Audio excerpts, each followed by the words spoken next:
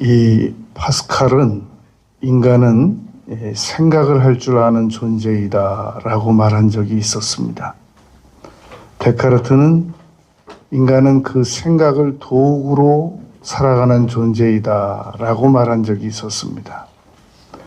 문제는 예를 들어보면 독수리는 자신이 무슨 힘으로 시속 200km로 날아갈 수 있는지 공기 역학에 대하여 전혀 모르면서도 그 하늘을 나르면서 살아간다는 겁니다. 돌고래는 물에 대하여 전혀 아는 바가 없음에도 불구하고 아주 물속에서 자유롭게 살아간다는 겁니다. 사람도 생각을 하면서 그 결과로 살아가면서도 생각이 어디서 왔는지, 어떻게 만들어졌는지, 그 생각이 나에게 어떤 영향을 미치는지 모르면서도 평생을 이 생각을 가지고 살아갑니다. 저희들이 오늘 본문 말씀을 잘 공부하면 남은 생애 동안 이 생각을 어떻게 더 잘 활용할 수 있는지, 생각을 어떻게 더 잘 다스릴 수 있는지 알 수가 있습니다. 오늘 성경 말씀을 잘 보면서 따라오셔야 됩니다. 4절 말씀에 보면 예수님께서 사람의 마음을 크게 네 수로 나누셨습니다.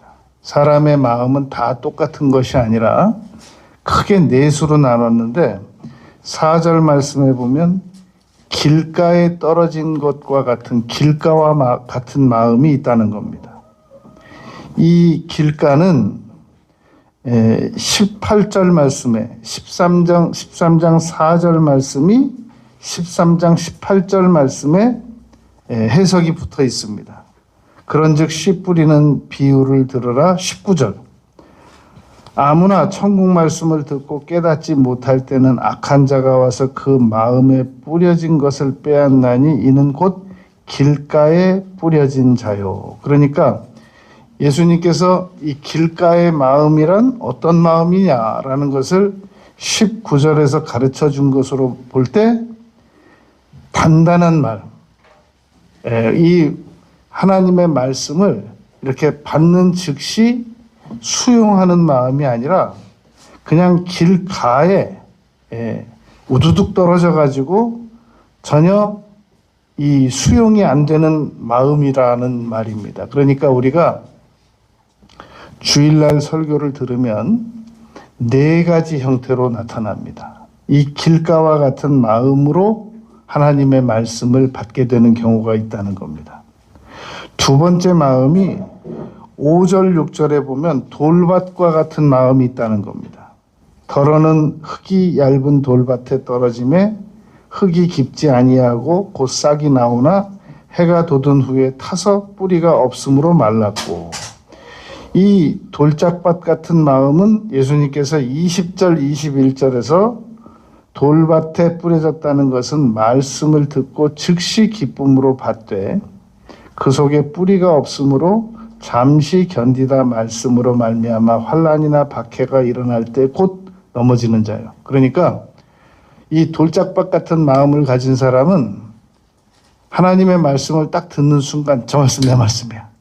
맞아. 내가 이제 저 말씀 붙들고 살 거야. 그리고는 잠시 후에 환난이나 박해가 일어나면 그냥 그 말씀을 금방 잊어버린다는 겁니다. 지금은 세상을 떠나신 삼성의 그 이건희 전 회장께서 한 말씀이 있습니다. 세상에 좋은 구호가 없어서 사람들이 못 사는 거 아니다. 세상에는 정말 좋은 구호들이 차고 넘치는데 사람들이 그 구호대로, 좋은 구호대로 못 산다라고 말씀을 한 적이 있었습니다. 그러니까 여러분, 돌밭에 뿌려졌다는 것은 설교 말씀을 듣고 성경 말씀을 읽고 굉장히 좋게 받아들인단 말입니다. 이 말씀, 이런 말씀이 여기 있었구나. 그러면서 자기가 신앙이 굉장히 좋은 줄 알아요. 그런데 곧 그 말씀을 또 잊어버린단 말입니다. 그 예수님이 지금 그걸 지적하시는 겁니다. 길가는 아예 받아들이지도 않는 마음을 말하는 거고, 그리고 돌짝밭은 받아들이는데 곧 잊어버린다라는 말입니다. 세 번째 마음이 있는데 7절에 덜어는 가시떨기 위에 떨어짐에 가시가 자라서 기운을 막았고, 이 말씀에 대한 해석은 22절에 있습니다. 가시떨기에 뿌려졌다는 것은 말씀을 들으나 세상의 염려와 재물의 유혹에 말씀이 막혀 결실하지 못하는 자요. 그러니까 성경 말씀에는 그렇게 말씀했고 목사님은 그렇게 말씀하시지만 목사님이 세상에 대해서 뭘 알겠어. 이 험한 세상에 나와서 목사님도 한번 살아보라고 그래. 그냥 이게 마음대로 그렇게 되는 게 아니에요.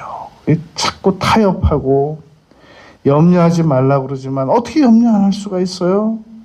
뭐 재물의 유혹에 끌려가지 말라고 그러는데 아유 먹고 살아야지 어떻게 우리가 안 할 수가 있어요? 이런 생각을 가지고 신앙의 단계로 못 나가는 단계, 세 번째 단계의 마음이 있다는 겁니다. 가시떨기와 같은 마음이 있다는 겁니다.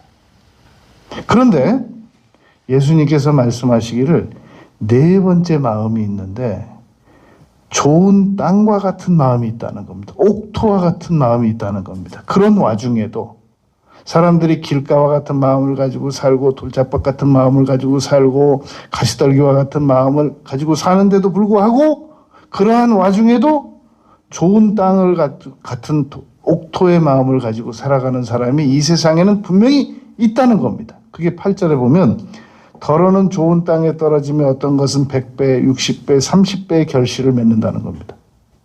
이 좋은 땅 옥토에 대한 해석은 23절입니다. 좋은 땅에 뿌려졌다는 것은 무엇을 말하느냐면 말씀을 듣고 깨닫는다.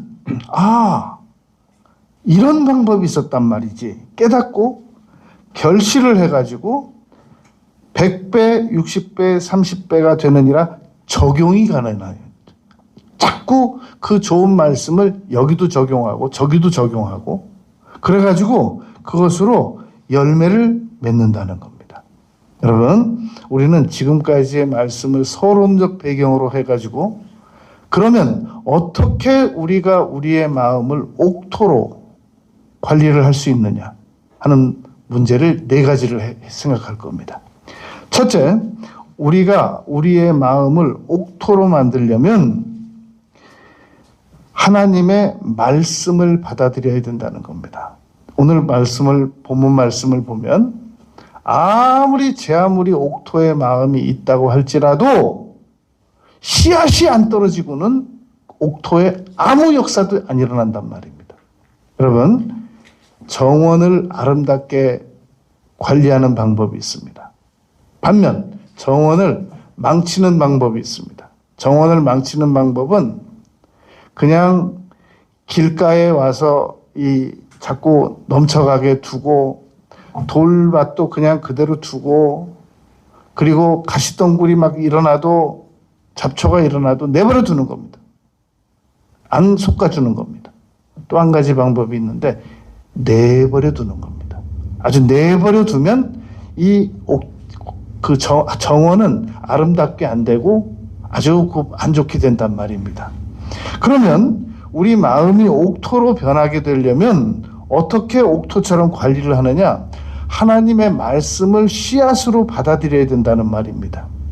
이 사람은 그 말씀을 자기 마음을 어디에다 두느냐에 따라서 그 마음이 옥토로도 되고 옥토가 아닌 것으로도 된단 말입니다. 그러면 마태복음 6장 21절에서 내 보물이 있는 곳에 내 마음도 있다라고 말했단 말입니다. 그리고 내 보물이 있는 곳에 내 마음도 있다라는 말이 누가복음 12장 34절에도 있단 말입니다. 그러니까 사람은 자기의 마음의 관심사를 어디에 두느냐에 따라서 그 말씀이 이 옥토가 되기도 하고 옥토가 안 되기도 하고 돌짝바로스로 변하기도 되고 그 길가밭으로 변하기도 되고 가시덩굴 밭으로 되기도 하고 그러하단 말입니다. 옥토가 되려면 관심사를 내가 어디에 두느냐에 따라서 그 옥토밭이 만들어진다라는 말입니다. 그러니까 여러분, 이 내가 옥토가 될 수 있으려면 사도행전 16장 14절 말씀을 보면 이 루디아의 마음이 이 옥토가 될 수 있었던 것은 하나님께서 그 마음의 문을 열어주셨더니 이 루디아가 하나님의 말씀을 받아들였다라고 말하고 있습니다. 그러니까 우리가 옥토가 되려면 바로의 마음은 강팍해졌는데 루디아의 마음의 문은 열려져서 하나님의 말씀을, 바울 사도가 전하는 말씀을 받아들였단 말입니다. 여러분, 이 성경에 이런 법칙이 있습니다. 예수님께서는 이 세상에 완전한 사람이시면서 동시에 완전한 하나님으로 오셨습니다. 그것을 신학에서 두 본성의 교리라고 말합니다. 예수님은 99%의 사람이고 100%의 하나님이신 게 아니라 100%의 사람이시고 100%의 하나님이시다라는 말입니다. 그러면 성경 말씀도 100% 하나님 말씀이면서 동시에 이 성경 말씀이 100% 사람이 쓴 글입니다.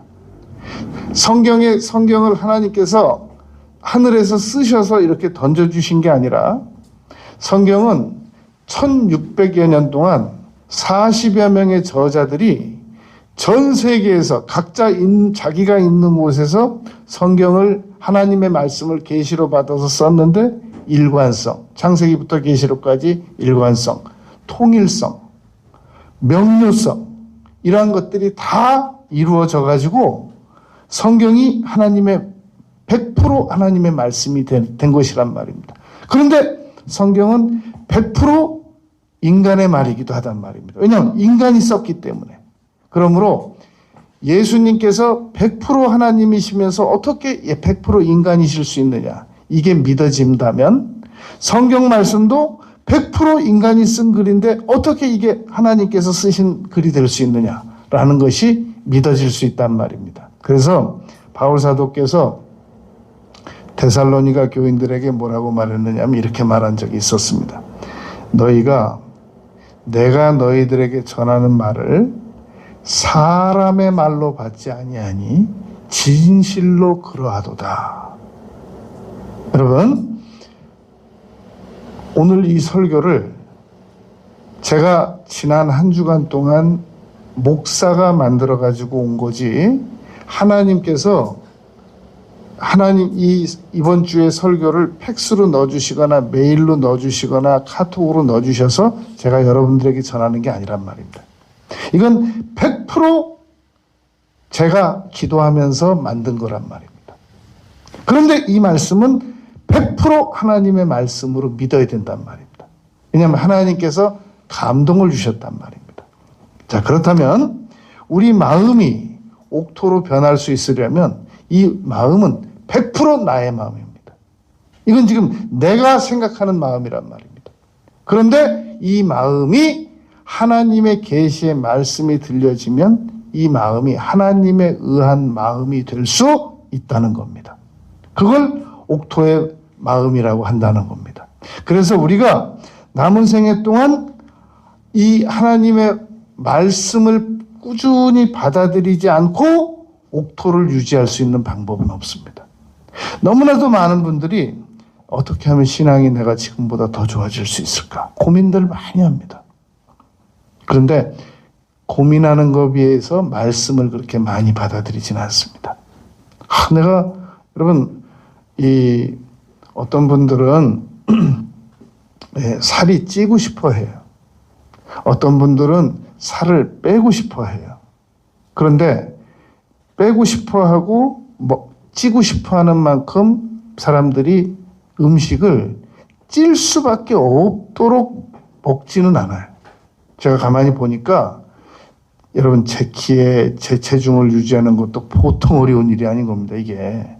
그런데 이걸 어떻게 유지하느냐면 먹고 싶은 것을 수없이, 일주일에 수없이 참으면서 유지하는 겁니다.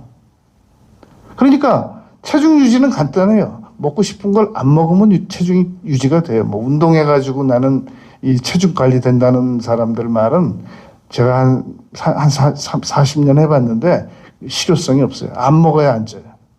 예, 운동은 건강이 좋아지는 거지 체중이 준다는 건 저는 안 믿습니다. 그런데 체중을 지금보다 더 늘리고 싶은 분들이 있는데 보면 간단해요. 먹으면 되는 거예요. 그냥 쪄요. 그냥 먹으면. 근데 그걸 꼭 찔 건 안 먹고 안 찔 것만 먹어요. 이 안 찌는 분들은. 이 살이 찌는 분들은 꼭 안 찔 건 안 먹고 꼭 찔 것만 먹어요. 그래서 이 체중이 이 지금처럼 이렇게 가시적으로 나타나는 결과란 말입니다. 나는 물도 맛있어. 물은 칼로리가 제로예요. 물 먹어서 찌는 사람은 물 마셔가면서 수없이 먹더라고요. 뭘. 근데 가서 길 가다가 이렇게 보면 체중이 좀 나가는 사람들의 특징을 보면 꼭 길에서도 뭘 먹으면서 가요. 체중이 좀 많이 나가는 사람들 길에서 보면 두 손에 들고 다니면서 먹어요. 근데 체중이 안 나가는 분들은 절대 길 다니면서 먹는 거 없어요. 예. 그러니까 여러분, 우리가 옥토로 만들 수 있는 방법은 하나님의 말씀을 먹지 않고는 불가능해요. 너무나도 많은 분들이 자기 신앙을 더 좋게 만들기 위해서 더 고민합니다. 그리고는 뭐 하나 보면 자기의 의지와 결심으로 자기 마음을 옥토로 만들어 보려고 그래요. 그게 안 되게 돼 있단 말입니다. 여러분, 너무나도 많은 사람들이 자기 의지와 결심만으로 자기 몸을 날씬하게 만들어 보려고 그래요. 안 되게 돼 있어요. 그거는 살찔 수 있는 성분의 것을 안 먹어야 체중이 빠지게 돼 있습니다. 너무나도 많은 분들이 의지와 결심만으로 자기가 살을 쪄보려고 그러는데 불가능해요. 살 찔 수밖에 없는 걸 먹어야 살이 찝니다. 하나님의 말씀을 받아들이지 않고 우리 마음을 옥토로 만들 수 있는 방법은 없습니다. 그런데 왜 그러면 우리는 그 좋은 하나님의 말씀을 못 받아들이는가? 13장 25절에 그 해답이 있습니다. 사람들이 잘 때에 원수가 와서 곡식 가운데 가라지를 덧뿌리고 갔다는 겁니다. 그러니까 마귀가 고린도 후서 4장 4절 혼미케 하는 영을 우리 마음에 뿌려놓으면 우리가 하나님의 말씀을 막 받아들여서 옥토로 변할 수 있는 상황에 그게 방해 세력이 이루어진단 말입니다. 여러분, 요즘에 눈비 오지 않습니까? 그러면 고속도로에 눈이 내리기 시작하면 그 눈이 새벽 3시에 오기 시작했건 새벽 5시에 오기 시작했건 밤 11시에 내리기 시작했건 이건 제가 고속도로를 많이 다녀봐서 내린 결론입니다. 즉시 염화칼슘 뿌리는 사람들이 비상근무에 들어갑니다. 그게 무슨 지금 잠자는 시간인데 우리가 언제 그런 거 뿌리고 다녀요. 그렇게 되면 전국의 고속도로에 사고를 막을 길이 없습니다. 그렇기 때문에 일단 눈이 내리기 시작하면 그분들은 어디에 계시다가 출발하는지 모르지만 즉시 그 염화칼슘 차가 출동된단 말입니다. 여러분, 마귀는 우리가 하나님의 말씀을 3시에 먹건 새벽 5시에 먹건 밤 11시에 먹건 우리가 말씀만 먹기 시작하면 즉시 비상근무에 돌입합니다. 원수가 가라지를 뿌린단 말입니다. 그래서 혼미케 만들어서 걔들은 그게 일이에요. 그들은. 그래서 28절 보세요. 13장 28절 주인이 이르되 원수가 이렇게 하였구나. 그러니까 종들이 말하되 그러면 우리가 가서 이것을 뽑기를 원하나이까? 가라지 역할을 하는 사람들이 있단 말입니다. 말씀 읽으면 꼭 찾아요. 평상시는 안 찾아요. 기도드리기 시작하면 꼭 물 달라고 그러는 사람들이 있어요.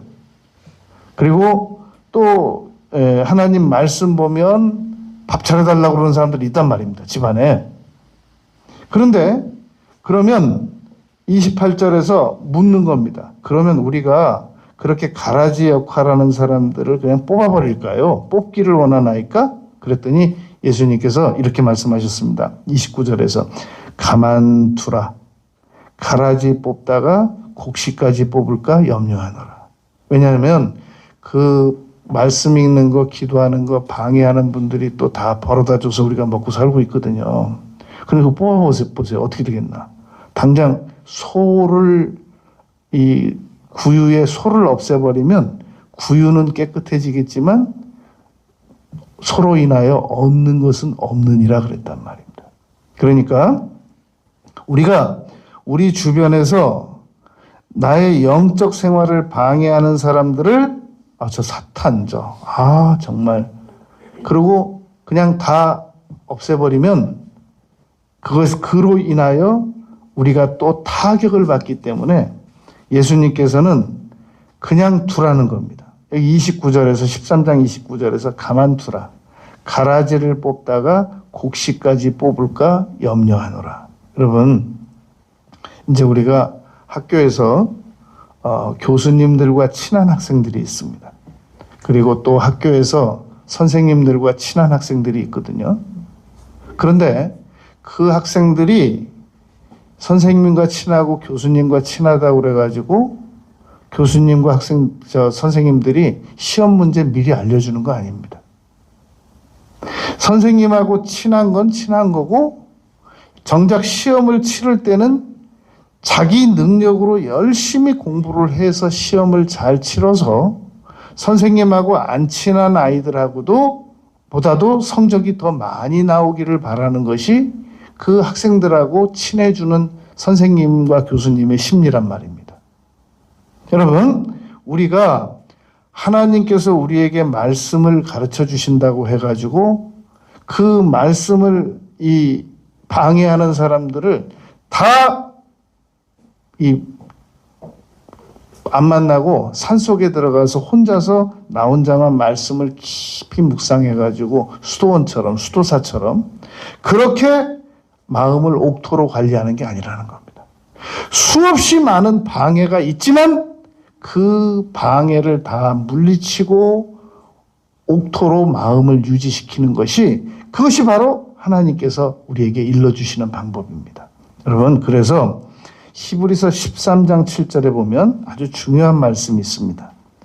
하나님의 말씀을 너희에게 일러주고 너희를 인도하던 자들을 생각하며 그들의 행실의 결말을 주의하여 보고 그들의 믿음을 본받으라.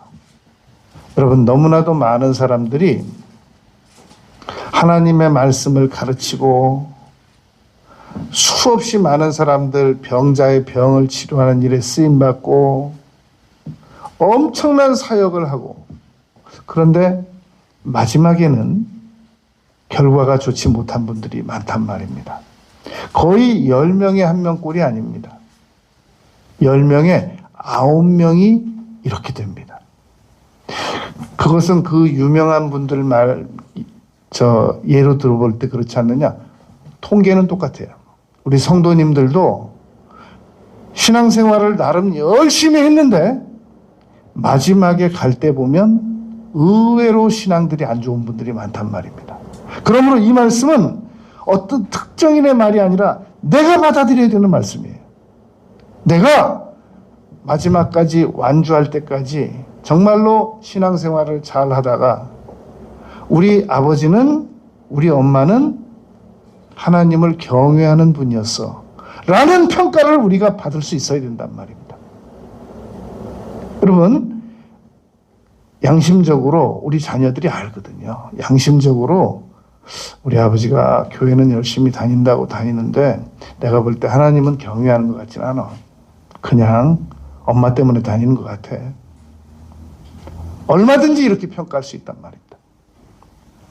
우리 엄마가 교회는 열심히 다니는데 내가 볼 때 하나님을 경외하는 것 같지는 않아. 그냥 아마 목사님 때문에 안 쫓아다니면 혼나니까 열심히 다니는 것 같아. 라고 자녀들이 평가할 수 있단 말입니다. 고린도전서 9장 27절에 보면 내가 내 몸을 처 복종하게 하면 내가 남에게 전파한 후에 자신이 도리어 버림을 당할까 두려워함이로다. 여러분, 곽선희 목사님께서 종종 사용하시는 그 간증입니다. 하루는 집에 들어갔더니 아버님께서 이 마루에 그 기둥에 이렇게 기대가지고 한쪽 다리는 뻗고 한쪽 다리는 오므리고 이렇게 팔을 올리고 계시더래요. 그래서 여쭙답니다. 어머니는 어디 가셨어요? 그랬더니 그 아버지가 그러시더랍니다. 몰라, 교회 갔나 보다. 그리고 그 다음 말씀이 이런 말씀입니다. 내가 니네 엄마가 목사님한테 하는 거 절반만 나한테 하면 내가 열렵이 세워준다, 열렵이. 그렇게 말씀을 하시더라는 겁니다. 그런데 여러분, 그 곽선희 목사님의 어머니가 예배당을, 북한의 그 예배당 다 불태워 없앴거든요. 그 자리에 나가가지고 가만히 쓰고 눈 내려가지고 눈 가만인지 뭐 누군지 없대요. 가만히 위로 다 눈 덮어갖고 그리고 나중에 그 새벽에 그 교회 터에서 일어나면 이제 그 가만히가 들어서 올리는 겁니다. 어머니 50살 때 곽선희 목사님 55살 때 어머니 곽선희 목사님 15살 때 헤어질 때 꼭 약속했답니다. 우리가 너가 지금 남한으로 내려가서 다시는 못 볼 것 같은데 너하고 나하고 꼭 약속하자. 네가 어디에 있든지 꼭 새벽에 우리는 기도를 드리자. 그래서 곽선희 목사님께서 새벽 기도 40년 개근입니다. 그 어머니 교인들 때문에 한 게 아니래요. 어머니하고 약속한 것 때문에 했대요.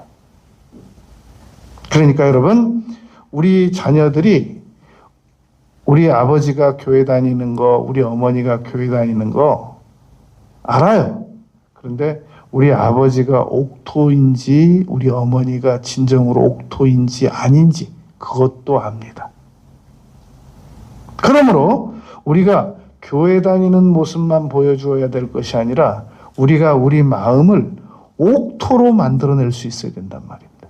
근데 그 옥토로 만드는 방법은 결심으로는 안 된다니까요. 오직 하나님의 말씀 외에는 관절과 골수를 찔러 쪼개기까지도 하는 하나님의 말씀 외에는 우리 마음을 옥토로 만들 수 있는 방법이 없단 말입니다.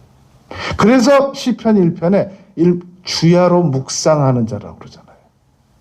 하나님의 말씀을, 성경 말씀을 이걸 알아둬야 내가 좀 지식으로 이 말씀을 무식하지 않게 평가를 받겠지. 그 차원이 아니라니까요.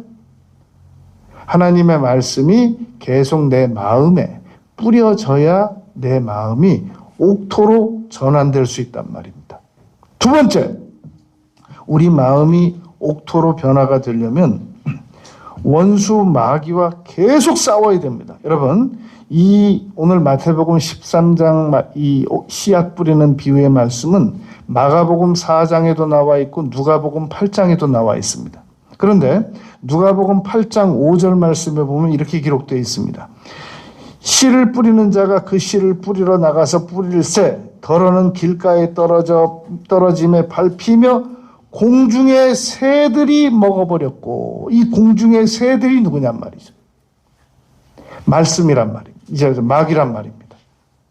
그러니까 고린도 후서 11장 14절에 보면 사탄은 광명한 천사로 우리에게 다가온다라고 말했습니다. 마가복음 16장 17절에 너희가 내 이름으로 귀신을 쫓으라고 말했단 말입니다. 우리 마음속에는 계속해서 옥토로 유지하려고 해도 계속해서 혼미케 하는 영들이 다가옵니다. 이 가라지를 뿌린단 말입니다. 그러니까 그 말씀을 옥토로 유지해서 하려고 하는 그 마음을 계속 방해하는 악한 영들과 싸워 이겨야 돼요. 그러지 않고는 우리 마음을 유지하지 못한단 말입니다. 여러분, 우리 마음을 옥토로 유지하려고 그러는데 하나님의 말씀을 계속 받아들여야 되는데 하나님의 말씀보다 세상 책을 더 많이 읽고 하나님 말씀보다 이 세상 지식과 정보를 더 많이 받아들이는 겁니다. 그리고는 어떻게 무슨 수로 우리가 마귀하고 싸워서 이겨서 우리 마음을 유지할 수 있겠습니까? 그리고 거기다 새들이 와가지고 그 씨앗을 계속 먹어버리는데 그러므로 계속 지켜야 됩니다. 우리는 우리 마음 무릇 지킬 만한 것보다 더욱 내 마음을 지키라. 이렇게 말씀하신 잠언 가르친 말씀처럼 계속해서 우리 마음에 마귀가 와서 우리 마음을 이렇게 흐트러 놓고 집중력을 분산시키고 회방하고 무기력하게 만들고 그것을 지켜야 된단 말입니다. 우리 주변에 여러분 교회 다니고 예수님을 믿은 지는 좀 됐는데 너무너무 무기력해가지고 아무 일도 못하고 거기서 못 빠져나오는 사람들을 본 적 있습니까? 그 마음이 옥토가 아닌 거예요. 그럼 왜 그럼 그 마음이 옥토가 안 됐느냐? 그 마음이 마귀에게 점령당한 거란 말입니다. 거기서 건져내려면 아무리 친절하게 밥 사주고 선물 사주고 위로해주고 못 건져 나옵니다. 마음을 옥토로 시켜주지 않고는 거기서 못 건져낸단 말입니다. 우리가 여러분 아무리 신앙생활을 잘하려고 해도 우리 마음을 옥토로 유지하지 않고는 못합니다. 마귀가 우리 마음을 계속 회방한단 말입니다. 세 번째, 우리가 우리의 마음을 옥토로 유지할 수 있는 방법은 강력한 희망과 꿈을 가지고 살아가야 됩니다. 오늘 마태복음 13장 15절에 보면은 이렇게 기록이 되어 있습니다. 이 백성들의 마음이 완악하여져서 그 귀는 듣기에 둔하고 눈은 감았으니 이는 눈으로 보고 귀로 듣고 마음으로 깨달아 돌이켜 내게 고침을 받을까 두려워함이라 하였느니라. 밑줄 두려워함이라 하였느니라. 고침을 받을까 두려워함이라 하였느니라. 무슨 말이냐면 여러분 교회 다니는 분들 가운데서 신앙생활하는 분들 가운데서 자기가 은혜 받아가지고 마음이 옥토로 변할까 봐 두려워하는 사람들이 있습니다. 아니 왜 두려워하기까지 의외로 많습니다. 제 체감적 통계로는 90% 이상입니다. 그러면 지금 교회 다니면서 날마다 자기가 신앙이 더 좋아지고 싶고 믿음이 더 좋아지고 싶고 정말 하나님을 경외하는 사람으로 변화되고 싶으면서도 그럼 그 말은 다 어디 간 거? 그 말도 사실이고 두려워하는 것도 사실입니다. 그러면 얼마만큼만 이 하나님의 말씀이 자기에게 은혜가 되어주기를 원하느냐? 자기가 관심 가지는 부분에 대해서만큼은 하나님께서 방해하지 않아 주셨으면 좋겠다라는 생각만큼을 가지고 두려워하는 겁니다. 그래서 10계명 중에 첫 계명이 하나님 외에 다른 신을 섬기지 말라는 말인 것입니다. 그런데 너무나도 많은 사람들이 하나님의 제1순위를 무시하고 거기에 자기의 일, 건강, 자녀, 취미, 쾌락 여러 가지를 그 1순위에다 놓고 2순위를 하나님으로 놓는단 말입니다. 너무너무 그 훌륭한 주의종이 있었습니다. 미국에서. 그분이 아주 대형 사고를 내고 감옥에 간 적이 있습니다. 동료 목사님이 가서 물었습니다. 당신 같은 사람이 어떻게 이럴 수가 있습니까? 그랬더니 그 목사님이 그러더랍니다. 저는 하나님을 사랑했습니다. 그러니까 내가 묻는 거 아닙니까? 그런데 두 번째로 사랑했습니다. 하나님을 첫 번째로 사랑하지 않았습니다. 여러분, 너무나도 많은 사람들이 하나님보다 자기가 원하는 것을 먼저 사랑하고 그것이 우선순위에서 밀려날까 봐 두려워한단 말입니다. 그게 13장 15절입니다. 이 백성들이 마음이 완악하여져서 그 귀는 듣기는 둔하고 눈은 감았으니 이는 눈으로 보고 귀로 듣고 마음으로 깨달아 돌이켜 내게 고침을 받을까 두려워함이라 하였느니라. 우선순위가 변경될까 봐 두려워했다는 겁니다.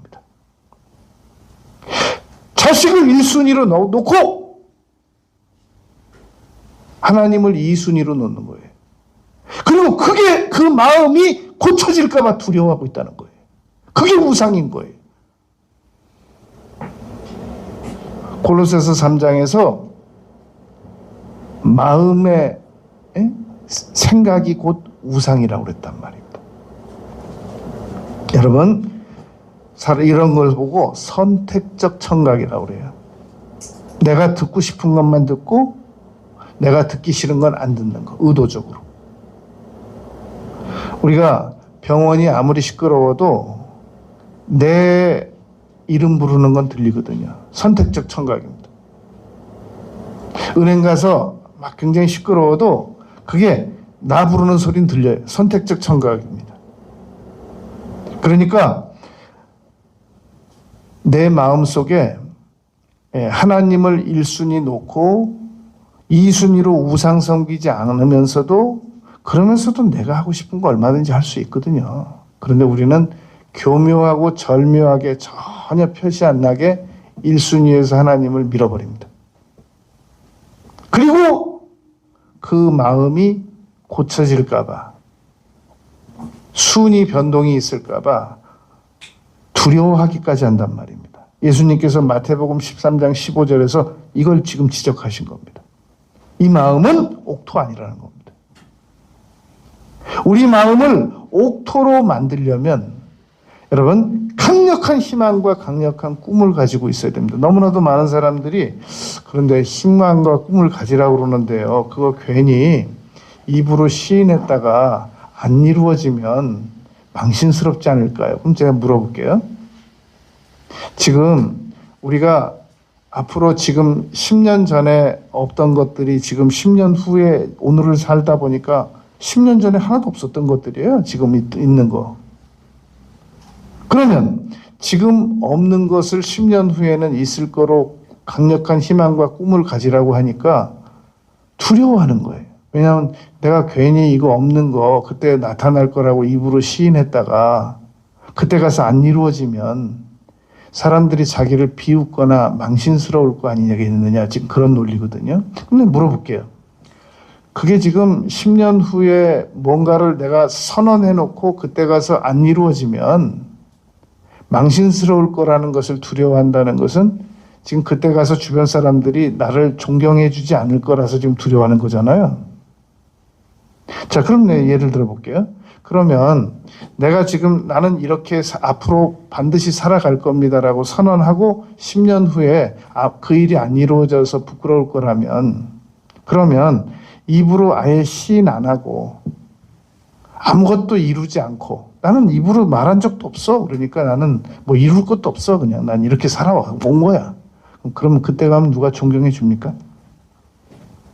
내가 아무것도 입으로 시인 안 하고 아무것도 못 이룬 것이 없으니까 누가 나를 존경해 주겠냔 말이야. 역시 당신은 아무것도 입으로 시인하지 않고 아무것도 약속대로 아무것도 이룬 것이 없어. 정말 당신은 일관적이야. 그렇게 누가 존경해 주겠냔 말이죠. 존경 못 받기는 매일만인 거예요. 그러니까 내가 반드시 이루기를 원하는 희망과 강력한 꿈을 입으로 일을 저지르면 압박은 옵니다. 이거 내가 괜히 입으로 시인해놓고 아무 찻잔 속의 태풍처럼 아무 일도 이루지 못하고 근근히 밥 먹고 살다 가면 그럼 뭐 창피해서 어떡하나. 여러분 그렇게 존경 못 받으나 아무것도 못해서 존경 못 받으나 존경 못 받기는 매일반이잖아요. 그러니까 강력한 꿈과 희망을 입으로 시인하란 말입니다. 그리고 시인하면 내 입의 말로 내가 얽혔다고 하는 말처럼 사람은 입으로 시인을 해놓게 되면 그 말을 책임지기 위해서 움직이게 됩니다. 행동하게 됩니다. 그러면 호랑이 그리려다 못 그리면 고양이라도 그리고 가는 거지. 그게 무슨 죄입니까? 최선의 노력을 다 해봤는데 안 됐구나. 그럼 그거지. 그럼 그 노력한 성과라도 인정해 주는 거지. 사람들에게 그냥 아무것도 내가 부끄러우니까 망신 안 당하려고 덜덜덜덜 떨면서 용기 없이 그러지 말라는 말입니다. 그게 바로 여러분 시편 81편 8절부터 아주 잘 기록이 되어 있습니다. 너희 내 백성이여 들으라. 이스라엘이여 내게 듣기를 원하노라. 너희 중에 다른 신들을 두지 말라. 이방신에게 절하지 말라고 말했고 나는 너를 애굽에서 인도하여 낸 내 하나님이니 내가 너에게 입을 크게 열라. 그러면 내가 채우리라 라고 하였으나 내 백성이 내 소리를 듣지 아니하며 이스라엘이 나를 원하지 아니하였도다. 두렵거든요. 고침을 받을까 봐 두렵단 말입니다. 내가 나의 상태에서 무능한 이 상태에서 고침을 받아가지고 내 마음이 옥토로 변해가지고 내가 훌륭한 사람이 되어버리면 신앙적으로 훌륭한 사람이 되어버리면 그러면 내가 짓고 싶던 죄 그거 다 끊어야 되잖아요. 두렵거든요. 그런 잘못된 그 길가와 같은 마음, 돌짝밭 같은 마음, 가시덤불 같은 마음을 버리고 옥토로 고치라고 하는 것이 바로 예수님의 가르침이신 겁니다. 잠언 13장 4절에 보면 게으른 자는 마음으로 원하여도 얻지 못하나 부지런한 자의 마음은 풍족함을 얻느니라 라고 말했습니다. 여러분 게으른 사람은 자기 마음을 옥토로 못 고칩니다. 부지런히 돌멩이 또 걷어내고 가라지 걷어내고 가시덩굴 걷어내고 길가에 뿌려진 거 그 씨앗을 다시 잘 모아가지고 마음으로 계속 받아들이고 그래서 옥토로 만들어내도 그것도 그날뿐이에요. 마태복음 26장 40절 너희가 나와 함께 한시도 깨어 기도할 수 없다냐? 41절 시험에 들지 않게 깨어있어 기도하라 라고 말했단 말입니다. 여러분 그래서 네 번째로 우리의 마음을 옥토로 바꿀 수 있는 방법은 기도드리는 겁니다.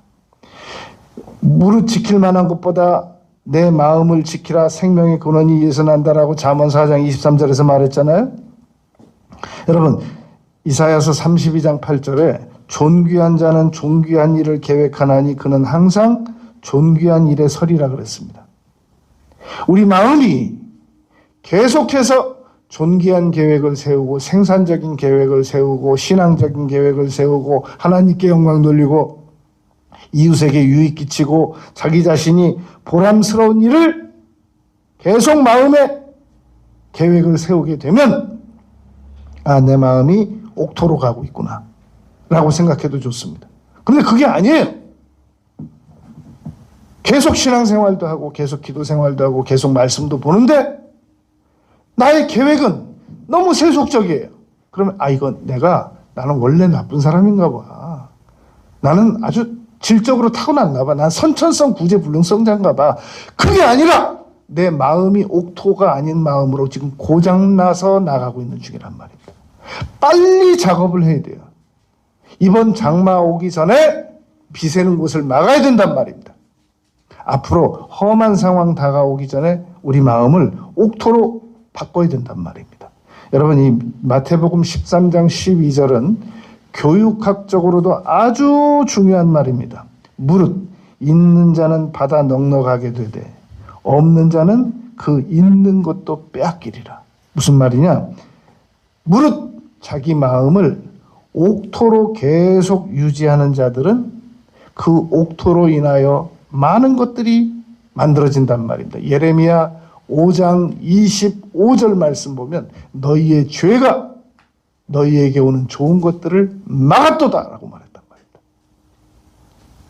우리 마음이 여러분 옥토가 안 되면 우리 마음 속에는 죄밖에는 만들어내지 않습니다. 여러분 지렁이는 자기가 먹은 것의 절반을 다시 내놓는다고 그러잖아요. 그게 아주 훌륭한 비료랍니다. 그러니까 우리 마음이 옥토로 되려면 계속 기도를 드려야 돼요.